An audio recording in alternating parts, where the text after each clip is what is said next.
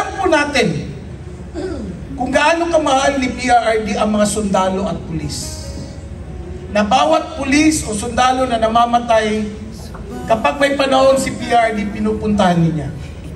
Kapag may mga pulis o sundalong nasugatan dahil sa performance of their duties, binibigyan po ng reward at medical assistance ang mga pulis o sundalo.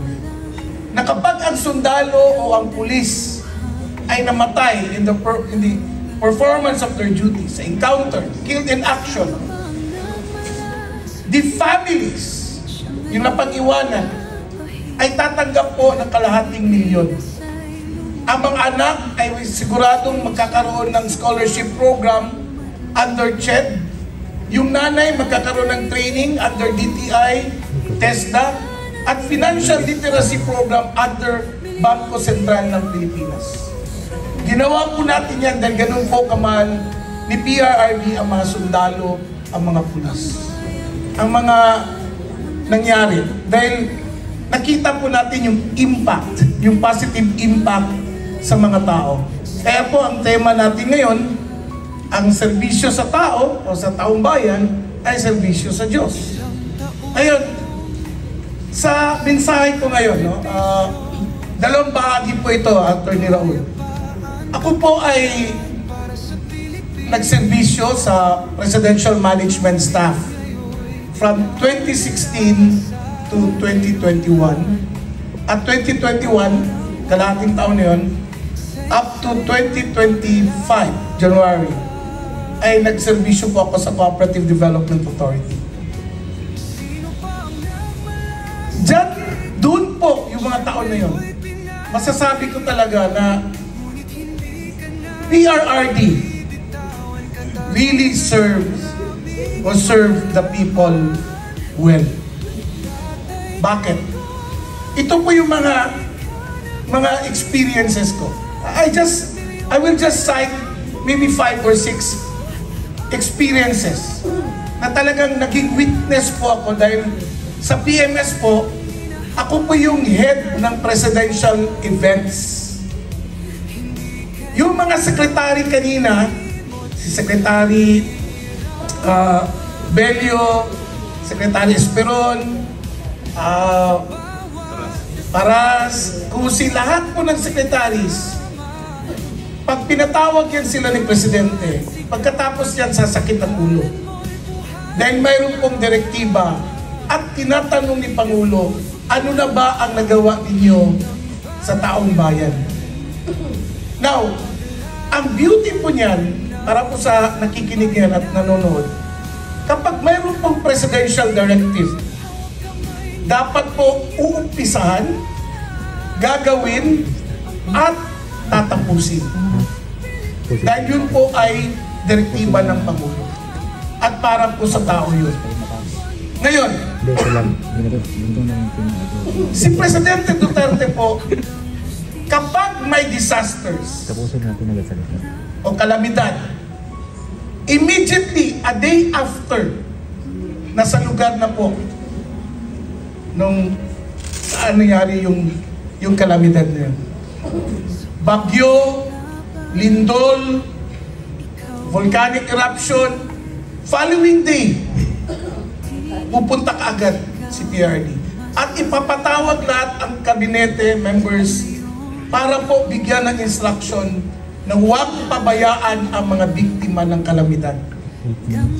At bawat department secretaries, kagaya po nila Secretary Al, Sec Bebot, no, sa Agriculture, sa DSWD, kami po ang ahensya na kumukolekta ng kanilang mga reports kung ano na po yung nagawa nila dun sa mga biktima. Nakaugalian na po ni PRRD yung mga ganung gawain na bawat sakuna, lindol, baha, bagyo, sunog, o anuman, immediately pupunta ang ating Pangulo. Just to ensure that all basic services are provided and restored para po maayos po ang magiging buhay ng ating mga kapwa Pilipino, lalo na yung mga biktima. natin kung gaano kamahal ni PRRD ang mga sundalo at pulis. Na bawat pulis o sundalo na namamatay, kapag may panahon si PRRD, pinupuntahan niya. Kapag may mga pulis o sundalo na sugatan dahil sa performance of their duties, binibigyan po ng reward at medical assistance ang mga pulis o sundalo niya. Naging bahagi po ako sa isang committee kung saan kami po ay nag-draft o nag-craft. Kami po yung gumawa ng mga batayan, ng mga guidelines ng Social Comprehensive Benefit Program na kapag ang sundalo o ang pulis ay namatay in the performance of their duties, sa encounter, killed in action, the families, yung napag-iwanan, ay tatanggap po ng kalahating milyon. Ang mga anak ay siguradong magkakaroon ng scholarship program under CHED. Yung nanay magkakaroon ng training under DTI, TESDA, at financial literacy program under Bangko Sentral ng Pilipinas. Kami po sa PMS ang isa sa mga ahensyang nakatutok din dyan. Dahil bawat sundalo at police o any uniform personnel, Bureau of Fire, Coast Guard, etc., kapag namatay in action, automatic bibigyan agad ng financial assistance ang pamilyang napag-iwanan at continuing support, livelihood assistance sa mga misis na naiwan, mga anak na naiwan o pamilyang napag-iwan. Ginawa po natin yan dahil ganun po kamahal ni PRRD ang mga sundalo, ang mga pulis. National Housing Program. Ito ay trabaho ng NHA. Ngunit naging saksi din po ako, Attorney Raul. Nung unang bisita namin sa Yolanda victims, nakita namin kung gaano ka-deteriorated at low standard ang mga pabahay na nagawa noon. Ano ang ginawa ni PRRD? Gumawa siya ng task force at binigyan ng deadline ang NHA at ang Office ng Presidential Affairs ng Visayas and other government agencies na involved. Kasama din po kami nun, lalo na yung opisina ko. Binigyan sila ng timeline, i-rehabilitate, palakihin at magdagdag ng mga pabahay sa mga Yolanda victims. Hindi lang po yun, isa lang po yun sa mga examples na pwede ko pong ma-share sa inyo kung bakit ganun kamahal ni PRRD ang mga tao at ang pagsiservisyo niya ay talaga sa tao, sa bayan. Marami din pong mga social housing na ibinigay si PRRD, lalong-lalo na sa mga informal settlers at mga kababayan natin na sunugan. At na-identify kagad ng NHA kung saan sila pwedeng lumipat at tumira. Kaya po, yung malasakit ni PRRD sa mga biktima na yan, ay talagang nakita namin. Isa po ako doon, witness po ako doon. Yung health. Alam niyo po, baka marami sa inyo hindi nakakaalam. Yung konsepto po ng malasakit program sa mga ospital, nag-umpisa po yan sa ideya ni PRRD. Pinatawag po ako noon, isa sa mga empleyado ng PNS. Kasama ko din doon si Senator Bongo at iba pang mga staff.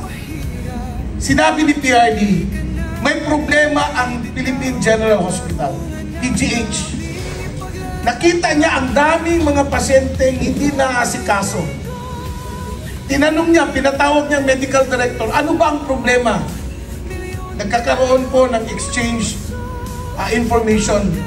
Immediately, nagpalabas si PRRD ng 100 million pesos monthly assistance sa PGH para doon sa mga pasyenteng hindi nakakabayad, hindi nakakabili ng gamot, nahihirapan magkaroon ng initial payment sa hospital para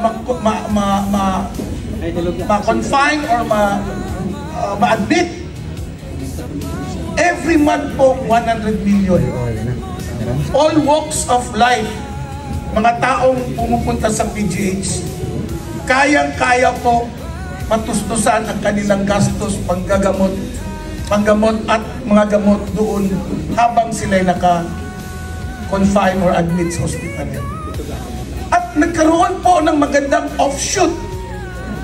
Hindi na po sa PGH nangyari, kundi sa mga government hospitals, major government hospitals in every region, nabibigyan